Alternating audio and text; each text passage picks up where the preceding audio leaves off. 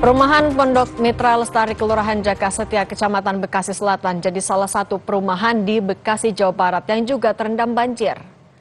Karena ketinggian banjir di lokasi ini mencapai 2 meter, tim SAR membantu mengevakuasi warga dengan menggunakan perahu karet. Jalan Raya Pekayon yang ikut terendam banjir setinggi 1 meter juga ditutup dan tidak bisa dilintasi kendaraan, baik dari arah Pekayon menuju Jati Asih maupun sebaliknya. Sejumlah kendaraan warga pun terjebak dalam banjir. Sebagian area ruko di Grand Galaxy City juga terdampak banjir. Sebagian warga mengungsi ke rumah kerabat, namun warga lain memilih bertahan di lantai 2 rumah mereka. Oh bang, tadi bang? Kalau itu sudah hilang lah, seatap lantai 1. Hampir 2 meter? Iya. Abang berarti tinggal sama orang tua? Sama orang tua. Itu milih mengungsi atau masih bertahan? Udah mengungsi. Udah mengungsi? Udah mengungsi. Cuma masih ada adik saya satu, cowok, masih baru dievakuasi. Rumah lantai 2? Saya lantai 2. Oh lantai 2, masih aman ya di lantai 2 ya? Masih aman. Oke. 4 titik di kota Bekasi dilanda banjir membuat 16.000 jiwa terpaksa mengungsi. Sulitnya akses menuju lokasi dan arus yang deras membuat proses evakuasi terhambat. Ketinggian banjir mencapai 2-3,5 meter. Sejumlah perahu motor dikerahkan petugas gabungan dari Polairut, Bahar Kampolri, Kopasgat TNI AU, juga dari BNPB. Namun kabel listrik yang terbentang hingga puing sampah membuat proses evakuasi berjalan lambat. Wakil Wali Kota Bekasi menyebut akan bangun posko di setiap kecamatan yang di dalamnya akan ada dapur umum dan pos kesehatan. Jadi memang salah satu yang terparah di Kota Bekasi ini adalah di Pondok Gede Permai ini. Ada kita juga di Angkatan Laut, ada Kemang IV, Pondok Mitra Lestari. Kurang lebih terdampak 16.000 jiwa yang terdampak dan kita sedang berupaya untuk mengevakuasi. Memang kalau di belakang kita lihat ada yang sudah mengungsi, baru kurang lebih sekitar 100-an. Nah ini kita upaya terus. Bantuan dari TNI, Polri untuk perahu karet pun sudah datang, tapi memang masih belum mencukupi. Kita akan upaya tekan terus. Di setiap kecamatan itu ada poskonya ada ya, Pak, posko ya? semua ya. Kita juga akan melihat visual terbaru dari Bekasi. Sudah ada jurnalis Kompas TV, Malaika Kridaman, yang ikut proses evakuasi bersama dengan tim gabungan. Malaika, bisa dengar suara studio? Bisa Anda ceritakan seperti apa proses evakuasinya, Malaika? Evakuasi dalam. Ya, Cindy, sekarang udah sekitar 10 jam dilakukan evakuasi di kawasan perumahan Pondok Gede Permai, Bekasi. Dan memang petugas gabungan ini banyak sekali yang melakukan evakuasi, termasuk dari TNI Polri, juga ada BNPB dan Basarnas. Dan hingga kini memang bisa Anda lihat dari visual sih dan juga saudara, banyak rumah yang terendam dan juga terdampak banjir. Dan ketinggian banjir, tadi saya sudah sempat berbincang dengan warga, salah satu warga yang terdampak banjir.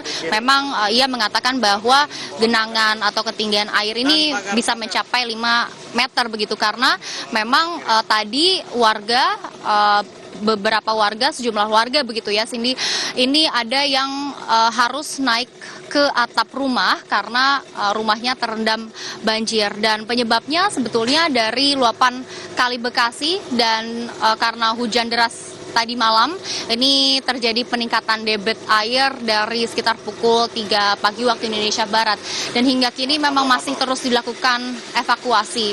Ini situasi terkini Sini dan juga saudara, proses evakuasi yang dilakukan oleh petugas gabungan, dan memang masih banyak warga, sejumlah warga yang masih berada di rumah masing-masing. Namun memang ada beberapa warga juga yang sudah memilih untuk mengungsi ke tempat terdekat. Ada beberapa titik pos pengungsian terdekat, termasuk juga dari gedung BNPB yang juga letaknya cukup strategis, berletak di pas di depan gerbang perumahan Pondok Gede Permai Bekasi juga ada beberapa pos-pos pengungsian lainnya seperti musola-musola terdekat yang juga dijadikan sebagai tempat pengungsian. Ada musola Ar-Rahman di dekat perumahan Pondok Gede Permai Bekasi.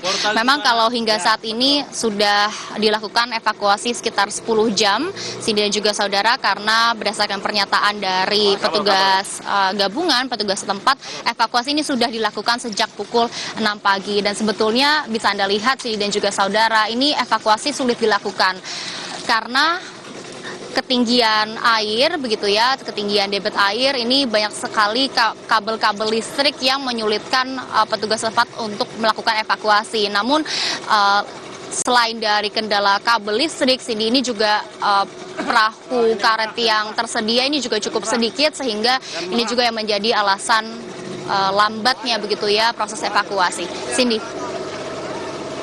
Baik, Malaika, jumlah korban ataupun juga warga yang sudah dievakuasi dibawa ke pengungsian sudah berapa banyak, dan ini masih akan menyisir terlebih dahulu? Iya betul Cindy, untuk saat ini kami masih menyisir dan juga masih melihat apakah ada warga lainnya yang membutuhkan bantuan, karena memang sejauh ini Cindy ada beberapa warga yang memilih untuk tetap tinggal di rumah, ada juga warga yang memang memilih untuk dievakuasi dan pindah sementara ke pos pengungsian. Kalau terkait dengan jumlah, hingga saat ini belum ada petugas setempat yang mengatakan berapa pastinya warga yang mengungsi begitu ya ke pos pengungsian, karena jumlah dari warga yang mengungsi ini terus bertambah Cindy, karena memang seperti yang tadi saya sudah katakan, ada beberapa warga yang memilih untuk tetap tinggal di rumah, namun ada juga beberapa warga atau sejumlah warga dan kebanyakan warga ini memilih untuk mengungsi. Tadi juga pos-pos pengungsian juga ada beberapa titik, dan memang ada juga warga yang tetap mungkin memilih untuk mengungsi ke rumah kerabat terdekat. Namun jumlah pastinya berapa warga yang memilih untuk mengungsi dan juga saat ini sudah berada di pos pengungsian, ini masih harus dipastikan, karena memang dari petugas setempat ini belum menyatakan jumlah pasti dari warga yang sudah berada atau memilih untuk mengungsi di pos-pos pengungsian yang sudah disiapkan oleh Pemda setempat. Cindy. Baik, jurnalis Kompas TV Malaika Kridaman, terima kasih atas laporan Anda, tetap berhati-hati.